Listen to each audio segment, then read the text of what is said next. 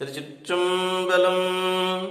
அம்பு நின்று ஆவின் கன்று ஓர் அபாயத்தின் ஊடுபோகிய செம்பொனின் தீர்க்காள் மீது விசையினால் செல்லப்பட்டேன். உம்பரின் அடையக் கண்டு அங்கு உருவுதாய் அளமந்து ஓடே வெம்பிடும் அலரும் சோறும் மெய்நடுக்கு உற்று வீழும்.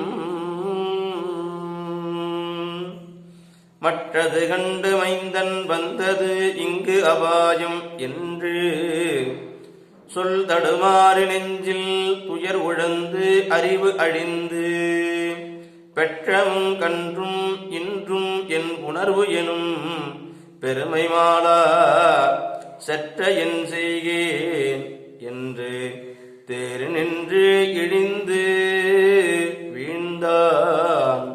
திருச்சிற்றம்பலம்.